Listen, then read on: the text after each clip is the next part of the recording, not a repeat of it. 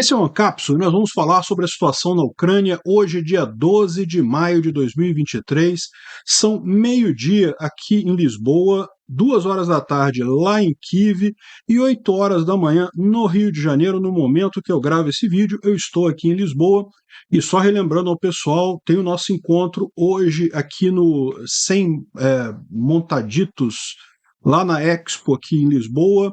Hoje, 19 horas, eu espero vocês lá, tá? Tem uma mensagem, um post na comunidade aqui com as informações lá para quem quiser aparecer, né? Pois bem, nos últimos dias, aí, nas últimas 24 horas, aconteceram algumas coisas que são comuns, né? Mais incêndios na Rússia, em coisas aleatórias. A Ucrânia atingiu mais um monte de alvos aqui na retaguarda russa, isso tem acontecido o tempo todo, mas o que parece ser novidade é justamente que a ofensiva em Bakhmut continua por mais um dia. Os ucranianos continuam liberando posições russas ali na região, chegando próximo a Klishivka já, e os russos parecem ter totalmente colapsado a linha de frente. Não dá para saber, esse negócio de dizer que colapsou a linha de frente é complicado de falar, né? Se aconteceu mesmo, a gente vai ficar sabendo nos próximos dias, mas a coisa parece estar caminhando muito bem para os ucranianos e muito mal para os russos. Mas o mais engraçado de tudo são as mensagens nos canais do Telegram, né? Tá um pânico geral lá na Rússia entre os soldados russos, um acusando o outro, um batalhão acusando o outro de ter liberado, de ter recuado e deixado o flanco desprotegido, o grupo Wagner criticando o exército russo criticando o grupo Wagner. O fato é que a gente tem informação de um monte de coisas, de ações aqui na região de Bakhmut, mas mais do que isso, segundo os Telegram russos, tem indicações de avanços ucranianos em vários lugares. O fato é, existe muito pânico entre o exército russo neste momento, né? E se tem avanço real ucraniano, se já começou a contraofensiva e coisa e tal, não dá para saber, até porque existe um pedido do exército ucraniano por silêncio operacional. Então, existe explicitamente o pedido que não se divulgue avanços ucranianos em algumas regiões, como que esses avanços estão sendo feitos. O que a gente sabe é o que está sendo divulgado pelos Telegram russos mesmo, e eles estão apavorados com isso. A Rússia reconheceu num programa de televisão ontem com o Peskov que a situação das tropas russas é muito ruim neste momento. Então eles já estão reconhecendo que a situação é difícil de ser contornada. O pessimismo está chegando até lá na Rússia. E, ao mesmo tempo, a gente tem a informação de que os russos estão preparando um vilarejo só para americanos conservadores que queiram imigrar para a Rússia. Olha só a sua oportunidade, Roussetti. Você que é um conservador, que gosta do Putin, que acha que o Putin está certo nessa guerra, ou que prefere não se meter nisso daí, porque é basicamente a mesma coisa, né? Então, você pode ir lá para a Rússia agora morar lá. Vai ser lindo, você vai adorar, eu tenho certeza. E para complementar esse vídeo, infelizmente temos que falar do grande vexame que foi a visita do Celso Amorim lá em Kiev. O Celso Amorim foi em Bucha, viu as fotos do que aconteceu lá em Bucha, viu as evidências das tragédias, do genocídio que aconteceu ali em Bucha, e a posição dele é que, são só fotos, não dá para ter certeza de nada. É o que eu falo para vocês, eu avisei, esse cara iria lá para Kiev só por mera formalidade. O Lula é assim, é só propaganda, é só papel. As coisas têm a profundidade de uma folha de papel no governo Lula, né? Isso o que o Lula quer, a gente sabe o que é. O Lula quer chupar o pau do Putin. O Lula adora ditadores. É isso que o Lula quer no final das contas. Essa história toda de não, eu tô vendo os dois lados e coisa e tal, é só lorota, né? Mas felizmente o Zelensky respondeu de forma adequada ao Lula, dizendo que, olha só, esse seu planinho de paz maneiro, você pode enrolar ele na forma de um canudinho, enfiar no seu próprio orifício anal, que vai encaixar muito bem, né? Infelizmente, a verdade é essa. O Lula está completamente errado nessa história. Eu fico muito triste com isso. Bom, vamos falar sobre esses e outros assuntos em detalhes. Essas notícias foram sugeridas por Fora Lula e seu bando, Estação Verão e várias outras pessoas. Obrigado aí ao pessoal que sugeriu a notícia. Obrigado a você que está assistindo o nosso vídeo. Se você gosta do nosso conteúdo, por favor, deixe o seu like e se inscreva aqui no canal, né? Pois bem, olha só, coisas que não são grandes novidades, né? Tem coisas pegando fogo na Rússia. Em Dzerzhinsky, que é próximo de Moscou, um grande incêndio criou aqui uma pluma negra muito grande, mas aparentemente não foi nada muito sério, não. É um incêndio em uma pilha de pneus velhos, né? Então é certamente um desastre ambiental significativo. Essa coluna de fumaça que está subindo aqui é alguma coisa bastante tóxica, mas no final das contas o que está sendo queimado não é nada significativo. Não sabemos se isso daqui foi um acidente, foi uma sabotagem, ou se é procedimento normal do pessoal para acabar com os pneus lá, né? Agora, esse outro caso aqui é bastante diferente. Uma fábrica que produz motores para os aviões MiG lá em Moscou está pegando fogo. Então, um grande incêndio nessa instalação industrial aqui. Aqui sim é algo que faz diferença, não são pneus pegando fogo. A gente não sabe qual o tamanho do dano que foi causado na fábrica, mas qualquer dano que seja causado, qualquer atraso na produção de peças militares para os aviões russos é sempre bem-vinda, né? E, de novo, a gente não sabe aqui se isso aqui foi um acidente, se aconteceu por acaso, se o Dmitry estava fumando lá junto com o Vladimir. Enfim, o que houve aqui a gente não sabe, mas mais um incêndio grande lá próximo de Moscou. Bom, além disso, a Ucrânia continua com sua campanha de atingir a retaguarda russa para dificultar a logística russa e impedir o poder de reação dos russos ali na região. Ao longo do dia de ontem, 11 postos de comando e um armazém foram atingidos pelos ucranianos na retaguarda russa. A gente não tem as imagens desses ataques, vocês sabem, eu já expliquei para vocês, é muito raro você ter essa imagem, na verdade. Quando a gente consegue uma imagem, eu mostro para vocês aqui, porque realmente é uma coisa excepcional. Depende de alguém que está lá, próximo da retaguarda russa. Tipicamente são só soldados russos, alguns poucos civis podem ver o estrago, então depende dessas pessoas publicarem essas imagens, isso é raro de acontecer. Mas essas informações aqui são muito confiáveis, né? E também tem aqui que houve uma grande explosão no centro de Melitopol, segundo o relato do Ivan Fedorov, que é o prefeito ucraniano de Melitopol, né? Melitopol, vocês sabem, nesse momento ela está ocupada pelos russos. Essa cidade aqui, ela tem sido alvo de vários ataques ucranianos, sempre visando as instalações militares russas ali na região, né? Bom, o pessoal colocou um vídeo aqui de paraquedistas ucranianos se preparando para alguma coisa, fazendo um salto de paraquedas aqui em algum lugar. Não dá para saber se essa imagem é real, se é de agora, se é antiga, se é algum treinamento antigo de paraquedistas ucranianos. Vocês sabem, esse tipo de treinamento é feito com bastante frequência por exércitos no mundo todo. E será que isso daqui é uma operação real dos ucranianos? Será que é alguma coisa, algum treinamento? Enfim, não estão dizendo nada aqui, mas a questão é, será que a Ucrânia vai usar paraquedistas nessa contraofensiva, né? E bom, o negócio da contraofensiva é exatamente esse, está deixando os russos com os nervos à flor da pele. Olha só, o Dmitry fala aqui, eu não sei se tem realmente breakthrough no final das contas. Breakthrough, ou quebra, né, é quando você realmente consegue furar a linha defensiva do inimigo, e quando você faz isso é uma tragédia, porque tipicamente as linhas são feitas para um lado reforçar o outro, as linhas de defesa militares. Quando você quebra isso daí, você avança, você começa a atingir essas linhas de frente pela retaguarda, e isso costuma ser catastrófico quando isso consegue ser feito, né? Não é algo fácil de se fazer. Será que aconteceu ou não ali em Bakhmut? A gente não sabe. Mas, segundo o Dmitry está acontecendo aqui, o comportamento nos canais públicos do Telegram é muito similar ao que aconteceu durante os famosos reagrupamentos de Kherson e Kharkiv. Ou seja, quando aconteceram aquelas contraofensivas ucranianas ali em Kherson, que retomou toda a margem direita do Dnipro, e também em Kharkiv, que foi uma grande contraofensiva que retomou toda essa parte aqui, né? Aqui, essa parte em cinza aqui, toda já foi tomada pelos russos, e justamente a contraofensiva de Kharkiv retomou toda essa área, e aqui em Kherson, essa área também toda estava nas mãos dos russos e foi retomada pelos ucranianos aqui. Quando aconteceram essas contraofensivas, também teve muito pânico entre os Telegram russos, e como ele diz aqui, geralmente eles não ficam em pânico a menos que tenham uma razão para isso, né? Tem um monte de gente observando o campo, os relatórios militares, os soldados e coisa e tal. Ele prefere manter um grão de sal, né, que é aquela expressão idiomática americana que quer dizer tomar coisa com cuidado, não acreditar de cara no que está ali, né?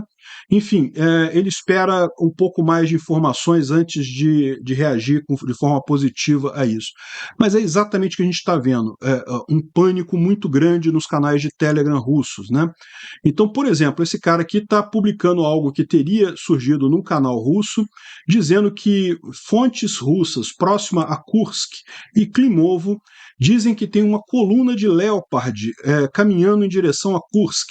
Kursk, para quem não sabe, é essa cidade russa que fica aqui, ó. Kursk é aqui, ó. Aqui, ó, Kursk.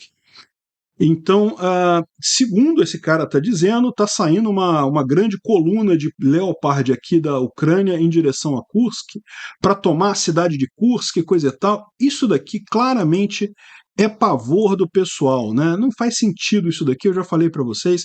Eu não acho que a Ucrânia vá entrar em Belgorod ou em Kursk, porque, no final das contas, embora do ponto de vista militar isso faria sentido, né? Seria uma coisa positiva você militarmente tomar essas regiões para usar isso numa troca com a Crimeia, do ponto de vista diplomático, isso seria ruim. Você teria muitos países no Ocidente vendo isso como uma agressão injustificada. Então, a Ucrânia ela tem prestado atenção em manter o equilíbrio nesse tipo de coisa. Então, eu não acredito nisso. Isso daqui claramente a pavor dos russos. Ou também pode ser estratégia deles para poder dizer que ganharam dos ucranianos. Entenda, eles estão falando aqui, né? Tá vindo uma coluna de Leopard em direção a Kursk. Aí depois eles podem daqui a pouco soltar uma notícia falando: destruímos a coluna de Leopard que estava tentando tomar Kursk. Não, viu? Tá vendo como os ucranianos deu errado a contraofensiva ucraniana, não conseguiram tomar Kursk, a gente se defendeu e coisa e tal, sendo que no final das contas não teve nada em momento algum. Tanto o medo inicial quanto cantar vitória depois foram feitos pelos russos. Então, isso daqui ou é medo dos caras ou é estratégia de fazer essa dobradinha para depois dizer que os ucranianos não conseguiram tomar Kursk. Eu não acredito que isso daqui seja algo sério. Não sei, eu não tenho informação nenhuma. Vai que o pessoal ucraniano tem alguma proposta nesse sentido, não sei, mas não acredito que seja verdade.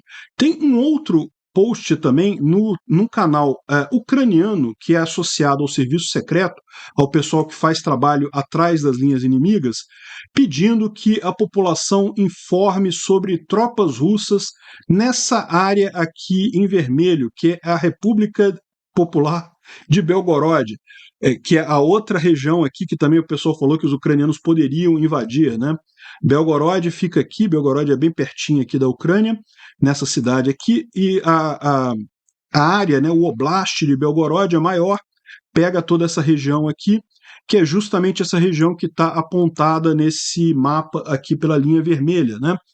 Então o pessoal está pedindo aqui nesse e-mail quem tiver informações sobre tropas russas ali na região de Belgorod para entrar em contato para poder passar essas informações. Agora, isso não quer dizer que os ucranianos vão avançar nessa direção, né? Lembra, isso daqui quem está pedindo é o pessoal que trabalha nas linhas inimigas, que trabalha atrás das linhas inimigas, que trabalha com serviço secreto. Ou seja, eles podem estar querendo fazer justamente atos de sabotagem para diminuir a capacidade de combate russa aqui. Os russos têm tropas aqui, os ucranianos precisam ficar atentos a essas tropas russas na região, porque pode ser que eles resolvam avançar por aqui em direção a Kharkiv, por exemplo, né? Então, isso aqui não quer dizer que os ucranianos vão avançar para Belgorod, mas se alguém tiver alguma informação sobre tropas russas ali, o e-mail está aqui para você dedurar essas tropas lá para o serviço secreto ucraniano, né? E eu já aviso que o pessoal tem uma capacidade muito boa de identificar o pessoal que dá dica falsa. Bom, agora o Paystyle One ele trouxe aqui uma grande thread de pânico em canais russos. Olha só, são dezenas de mensagens que ele trouxe aqui do pessoal apavorado, dizendo que não, que os ucranianos avançaram não sei aonde, avançaram não sei mais aonde, não sei mais aonde. Enfim, um monte de canais do Telegram russos justamente dando. É isso que eu estou falando para vocês. O pessoal está em pânico lá, né? Então, aqui no canal do Grey Zone, que é do grupo Wagner, está dizendo aqui, ó, alguma coisa está acontecendo. Uma preocupação dos caras, né? E aqui um outro falando que está reportado uma acumulação de tropas em Berislav. Berislav fica nessa região aqui próximo a Kherson. Supostamente, segundo está dizendo o post lá, seria tropas ucranianas para atravessar o Dnipro e tomar Kakhovka e Nova Kakhovka. Assim, se os ucranianos pretendem atravessar o Dnipro e começar uma cabeça de ponte aqui para fazer uma ofensiva aqui, eu não tenho dúvida nenhuma que Nova Kakhovka é uma cidade que eles vão tentar tomar. Mas, porém, veja, a Nova Kakhovka está muito bem defendida, justamente porque os russos sabem disso. Os russos sabem que o melhor lugar para os ucranianos fazerem uma cabeça de ponte aqui no Dnipro é em Nova Kakhovka. Então, é aquele negócio, você tem esse dilema. É o lugar mais óbvio, mas ao mesmo tempo é o que está mais protegido. Será que vale a pena começar por ali mesmo? Por isso que eu acho que talvez outros pontos aqui do Rio possam ser mais tranquilos de serem usados como cabeça de ponte do que Nova Kakhovka, justamente porque Nova Kakhovka é muito óbvio, né? Enfim, os caras estão reportando que sim, que já tem preparação ucraniana para atravessar aqui, tomar Kakhovka e Nova Kakhovka. É verdade? É mentira? É só pânico dos caras? Eu acho que por enquanto é só pânico dos caras, né? Aqui tem também um outro grupo falando que, olha só, a contraofensiva de Kiev começou. Tanques das Forças Armadas da Ucrânia estão indo ao longo de Kharkiv, indo em direção à borda da Rússia. Esse daqui provavelmente é o pessoal que está falando que vão tomar Kursk e coisa e tal. É besteira, não vão, né? Aqui o German Sadulaev está falando que as forças armadas russas não conseguem manter os flancos em Bakhmut e que os ucranianos têm avançado. Eles chamam aqui de forças satanistas, né? Os satanistas disseram que capturaram, não sei o que lá, esse pessoal, vou te falar um negócio. E o Putin o tempo todo consultando magos buriates lá do interior da Rússia e coisa e tal, mas satanista são os ucranianos, né? Enfim, mais um monte de aviso nisso daqui. Tem um outro canal aqui chamado Capital Veterano, né? De acordo sobre Artemivsk ou Artemovsk, que é Bakhmut, né? Esse aqui é o nome antigo da cidade. Existem duas opções. Ou então, ou os russos têm um plano fodástico, ou então, né, estão fodidos completamente, né? E ele explica aqui mais um pouco, dizendo o que está acontecendo perto de Artemivsk.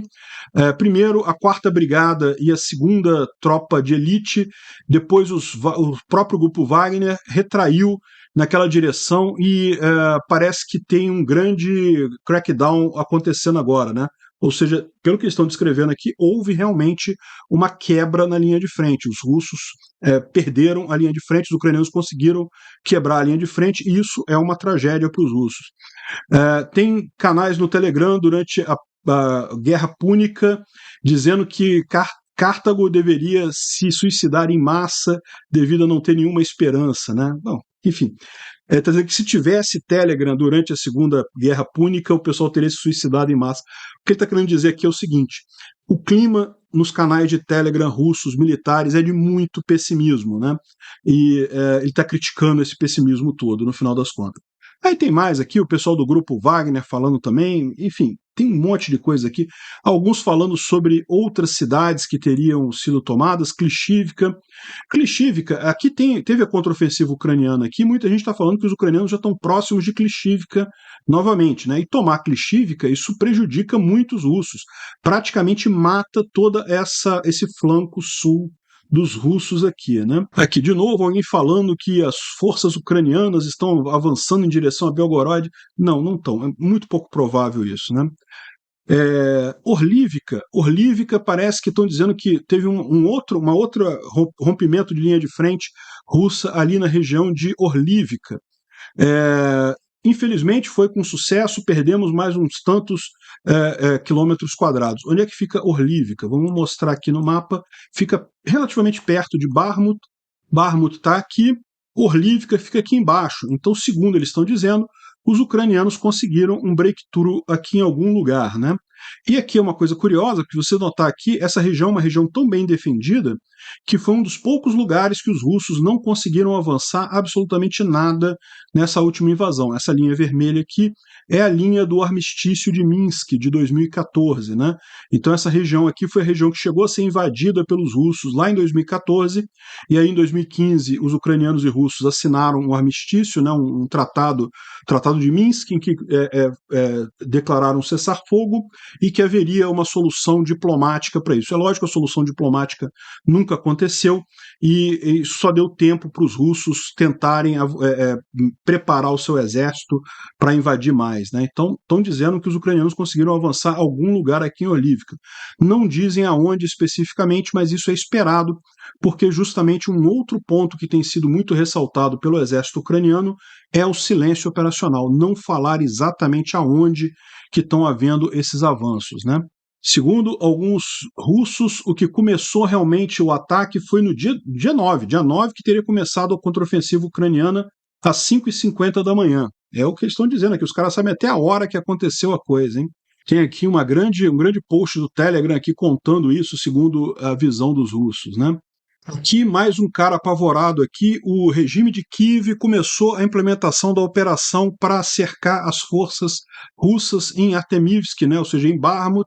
Segundo o Prigozhin, né, o cabeça do Wagner, ele falou sobre esses planos, ele explicou que haviam esses planos e coisa e tal, e agora parece que Sasha Simonov, que é um propagandista russo lá, está dizendo que anunciou o avanço da Força Armada Ucraniana na direção de Berhovka, e isso daqui deve ser Yahidne.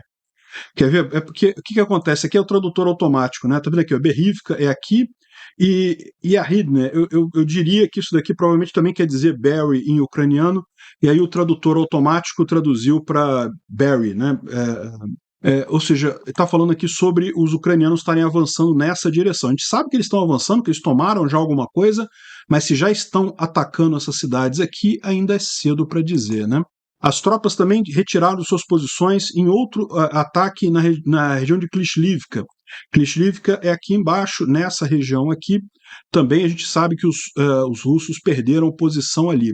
E também, e não é só isso, também na área de Soledar, o inimigo, no caso aqui eles estão falando dos ucranianos, foi capaz de organizar mais uma quebra da linha de frente com várias unidades suportadas por grupos armados e estão tentando manter uma posição ali na região. A situação é difícil para os russos, né? Ou seja, no final ele termina aqui, nós assumimos que a contraofensiva do inimigo começou. Tem mais coisa aqui, ó, tem mais gente reclamando aqui. O que não falta é gente reclamando disso daqui, né? O rapaz aqui, o blogger russo, está dizendo aqui que me falaram que nós perdemos Opornik. Eu confesso para vocês que eu não sei o que é essa cidade aqui, não consegui. Acontece às vezes que tem a grafia russa e a ucraniana é tão diferente que você não consegue achar no mapa. Mas eu imagino que seja alguma coisa próxima de Bakhmut aqui. Ó.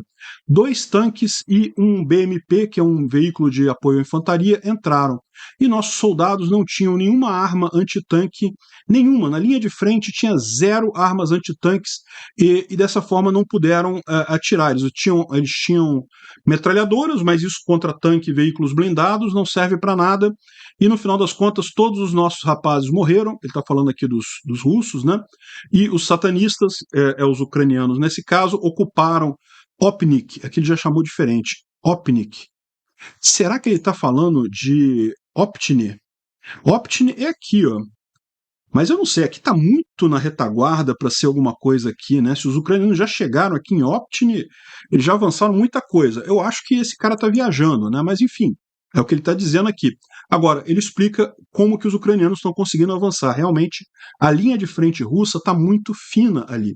A estratégia ucraniana funcionou perfeitamente. Os ucranianos atritaram as forças russas ali em Bakhmut, esgotaram as forças russas completamente, sem usar as forças principais ucranianas, e agora eles têm uma linha de frente fininha dos russos para romper muito facilmente, né?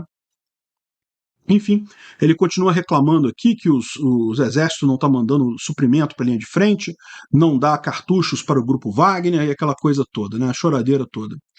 E o Prigozhin disse que a situação nos flancos de Bakhmut está se desenvolvendo de acordo com o pior caso. O cenário de pior caso é o que está acontecendo lá em Bakhmut, né? Aqueles territórios que a gente levou muitas vidas e sangue dos nossos combatentes por muitos meses. Agora, a cada dia, a gente perde dezenas de metros, centenas de metros ali. Hoje foram abandonados quase sem nenhuma luta por aqueles que deveriam segurar os nossos flancos. E aí ele está dizendo, de novo, é a campanha do Prigozhin para culpar o exército russo pelo que está acontecendo. Mas, no final das contas, tem outras coisas aqui que falam também contra o próprio Prigozhin, né? Outro que entrou no clima de desespero completo foi o Alexander Dugin. Lembra desse cara, aquele guru do Putin, um cara famosão que fala da teoria eurasiana e coisa e tal? Eu fiz uns vídeos sobre a teoria dele lá no Visão Libertária, né? O cara é maluco completamente, mas ele é cheio das hipóteses transcendentais para explicar porque que a Rússia tem direito de invadir os outros países e não sei o que lá, enfim. Parece que o cara tá depressivo aqui, ó. A contraofensiva começou e tudo agora vai começar a ficar muito sério. Se nós não nos unirmos, as coisas ficarão muito ruins. É hora de liquidar a quinta coluna. Quinta coluna, para quem não sabe, é o termo empregado para os traidores internos da nação. Então, olha o discurso do cara. Nós temos que nos unir contra o inimigo. A primeira coisa a fazer é matar a quinta coluna, ou seja, matar entre nós aqui dentro quem for contra essa guerra, né? Ou seja, é típico de ditadores malucos e pessoas perturbadas mentalmente. O Lula tem esse tipo mesmo de visão. O Lula fala isso, não, o Brasil tem que unir coisa e tal, temos que fazer a paz e coisa e tal, mas não vamos falar com a direita, não. A direita a gente não pode falar com ela. Temos que excluir o pessoal. Que unificação é essa? Que paz é essa? Paz querendo excluir uma parte da população não existe, né? Enfim, mas isso é o que está falando o Dugin aqui, que é a hora de liquidar a quinta coluna. Ou seja, ele está querendo perseguição. E ele deixa mais claro, ele fala aqui, ó, o Dugin postou um artigo alarmista avisando que a contraofensiva ucraniana começou. E a recomendação para como a Rússia deveria proceder é o seguinte: ele diz que a Rússia deveria declarar lei marcial e declarar guerra na Ucrânia com mobilização completa de pessoas, indústria e da economia russa. Ou seja, o que ele quer é ditadura completa. O Dugin também está falando que tem que ter uma purga nos ministérios russos e departamentos, ou seja, isso é tirar todo mundo que seja qualquer posição diferente de totalmente favorável a Putin. Isso levaria a uma união em torno de Putin para garantir que o patriotismo substitua o liberalismo como a ideologia russa, né? Olha só que bacana, o pessoal da direita aqui no Brasil que fica lambendo as bolas do Dugin, do Putin ali, coisa e tal. Aí, tá vendo o que o cara tá querendo? O Dugin também está querendo o uso de armas nucleares, né? Isso aí não é segredo para ninguém. Não vão usar, mas que ele quer que seja usado, quer.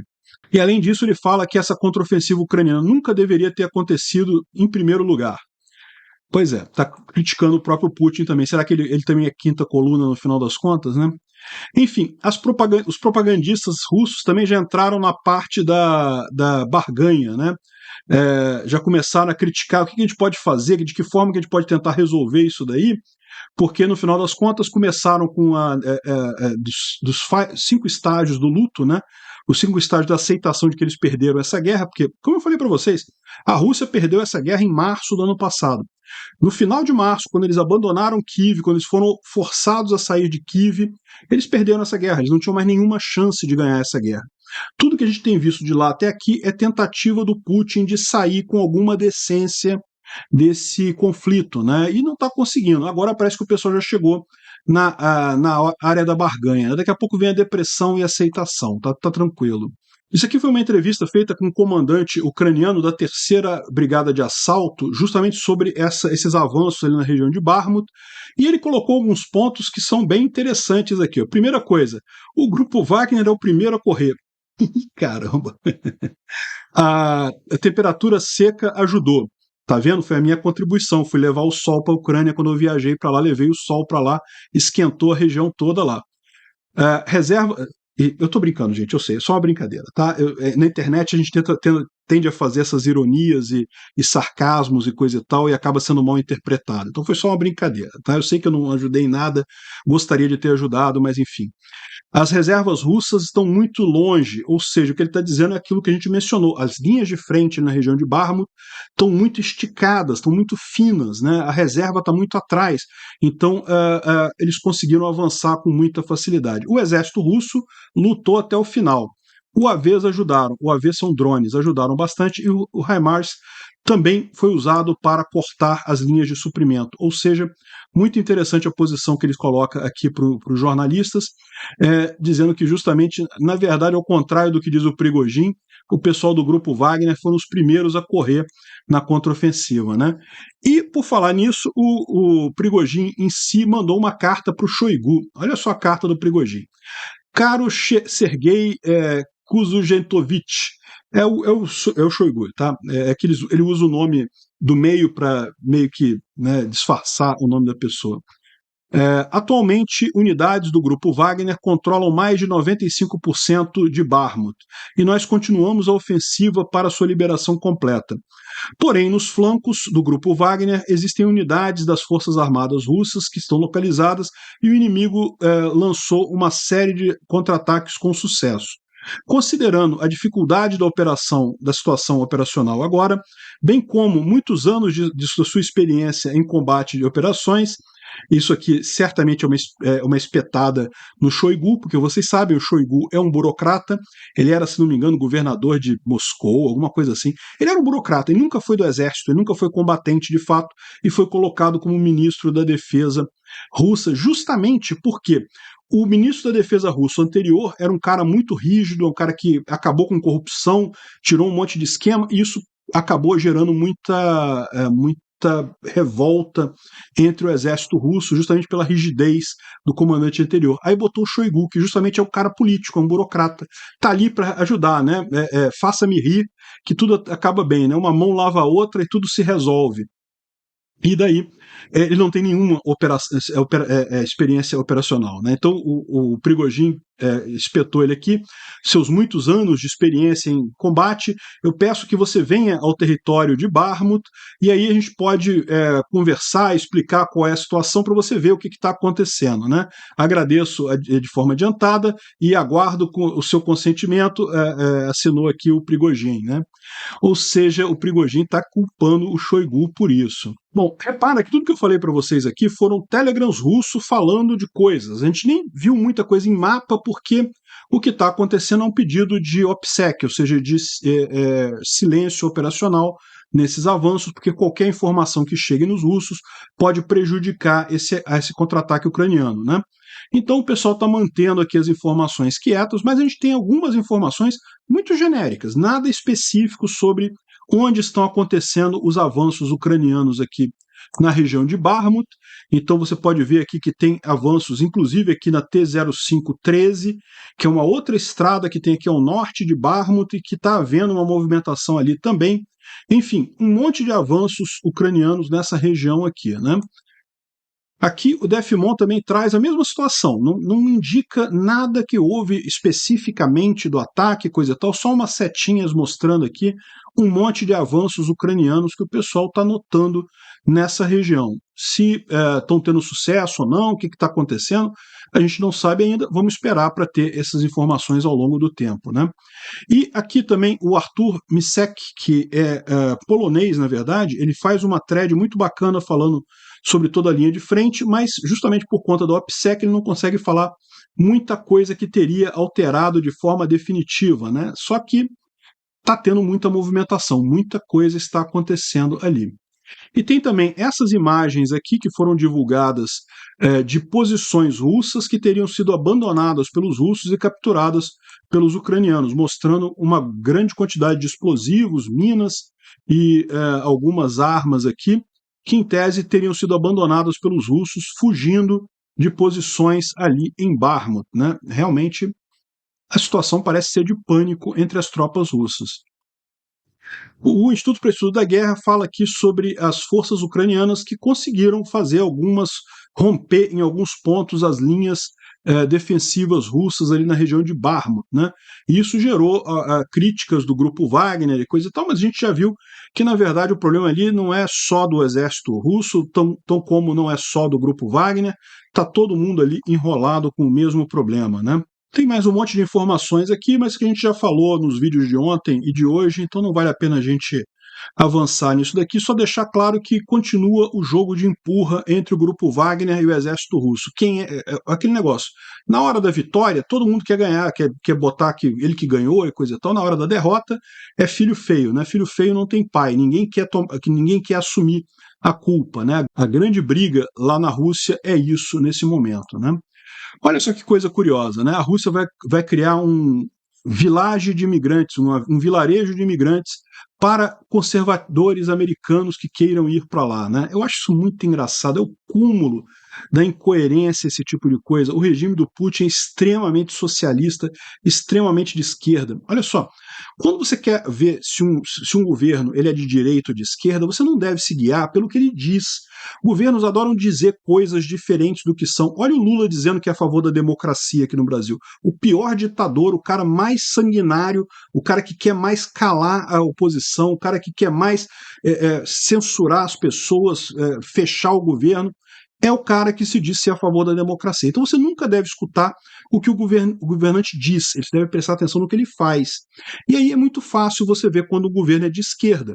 O governo é de esquerda quando ele é uma ditadura, quando ele não tem troca de poder de forma significativa, é só você ver. Olha só lá na Nicarágua, há quantos anos está o Ortega lá, olha no Irã também, há quanto tempo que está o pessoal lá, o Putin na Rússia, há quanto tempo que está no poder, esse pessoal é todo mundo de esquerda. O cara acredita que o governo que resolve os problemas do país, é o governo que vai resolver as coisas. É esquerda isso daí. E, no entanto, tem conservadores que, em tese, são a favor do outro lado, que é justamente um governo menor, um governo mínimo, né? Ou, no caso dos libertários, nenhum governo. É justamente que quando você quer que você vê que a solução dos problemas está na sociedade, não no governo. O governo só atrapalha. A gente tem que tentar corrigir as coisas na sociedade, né? E aí, no entanto, você vê um monte de conservadores americanos lambendo o saco do Putin. Eu não consigo entender isso até hoje, no final das contas, né? Houve uma entrevista do Peskov que ele falou um monte de coisa crítica, né? Primeiro que ele admitiu que foi uma briga da Rússia com a Ucrânia, a Rússia nunca admitiu isso de fato. Depois que ele disse que as tropas russas estão em uma situação difícil e que estão muito longe de alcançar os objetivos do Putin, ou seja, o cara deu uma visão realmente negativa da situação na Rússia nesse momento, né?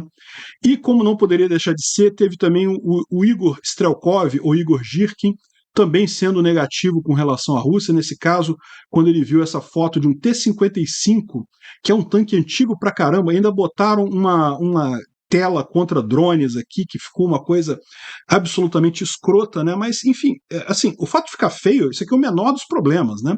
O problema é que, com isso tudo aqui, a chance de realmente impedir um ataque é muito pequeno. O máximo que vai conseguir é impedir aqueles drones jogando granada, né? Pode ser que seja isso que eles queiram impedir aqui. Mas o Strelkov colocou um texto aqui, ó. Conheça a nova maravilha da tecnologia militar russa, o T-55 MPK-2, com a cama de elástico modernizada número 2 e coisa e tal. Velocidade, 26 Mach em várias camadas de atmosfera, praticamente invisível a radar e coisa e tal. Ele está sendo irônico, né? É um tanque velho pra caramba. Bom, a Rússia lançou um selo de um tanque russo puxando um HIMARS, mas olha só, eles copiaram o selo ucraniano. Olha aqui, olha o reflexo na água, é o mesmo reflexo aqui do selo ucraniano. E até o tanque russo que eles colocam aqui, eles copiaram igualzinho, mesmo estando com canhão quebrado, é que eles copiaram o tanque com canhão quebrado, porque afinal dá um cut and paste aqui é mais fácil do que contratar alguém para fazer um design. Cara, o pessoal na Rússia usa o Midjourney, dá para fazer isso rapidinho, né?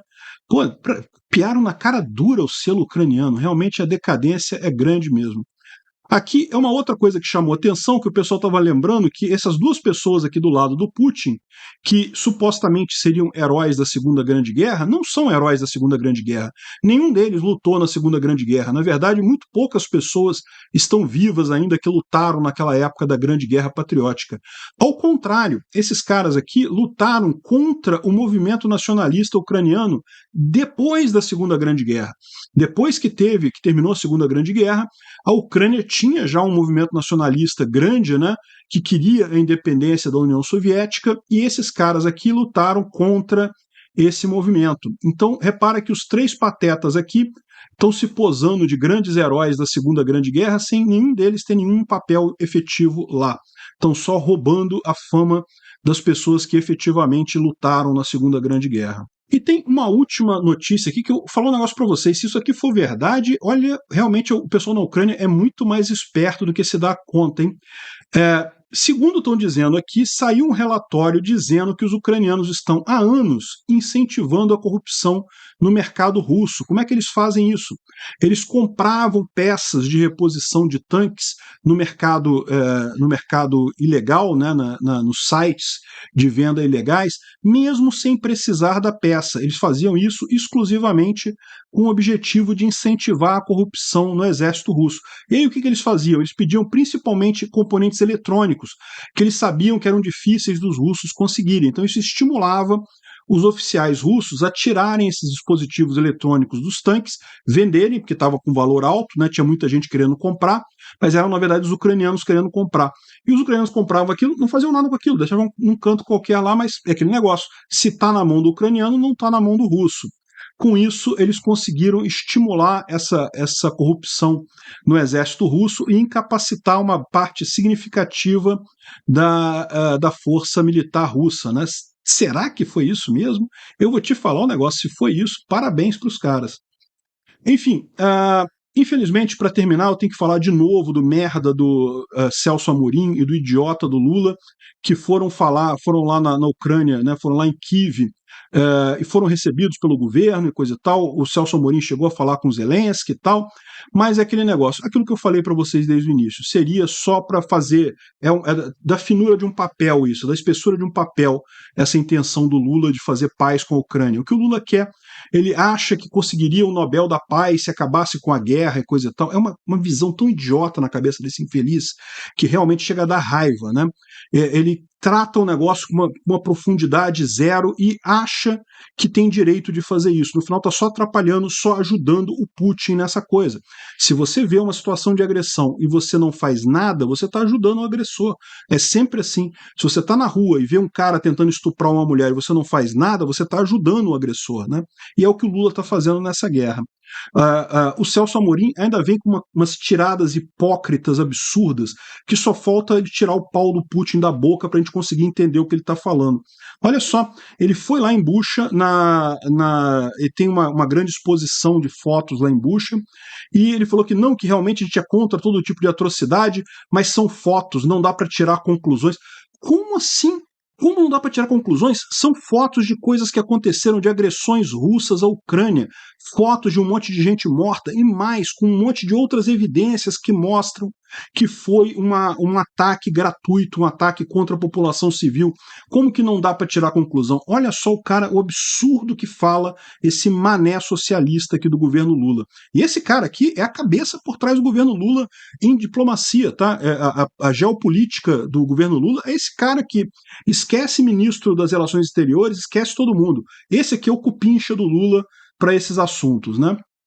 Bom, o Zelensky mandou uma direta para o Lula dizendo que o único plano de paz capaz de acabar com a guerra é a fórmula ucraniana da paz dos 10 passos, que o primeiro passo é os russos saírem do território ucraniano. Eu acho que é isso daí, não tem outra alternativa. É isso mesmo que deve ser o plano de paz para acabar com essa guerra. E o Lula vai ficar falando no vazio, porque a verdade é a seguinte, o que ele quer é se aliar ao Putin. Isso é que é o triste. A gente sabe que o Lula adora o Putin. Ele quer todo quanto é ditador do mal, toda pessoa ruim do mundo, o Lula adora, né? Então é isso que ele quer no final das contas.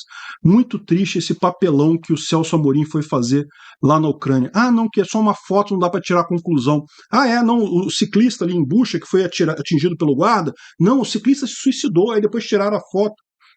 Cara, é um absurdo, de uma insensibilidade que esse cara tá falando, realmente é uma coisa que não dá para entender isso, cara. Ficasse calado, não falasse nada, é o que o Lula e o Celso Amorim deviam fazer, fica quieto. Quanto menos falar, menos feio fica para nós brasileiros. Obrigado por assistir o vídeo até o final. Além de curtir, compartilhar e se inscrever no canal, considere se tornar patrocinador com valores a partir de R$ 1,99. Clique no botão Seja Membro abaixo para saber as condições e vantagens de patrocinar o canal. Mais informações sobre o nosso projeto, visite nossos sites indicados na tela.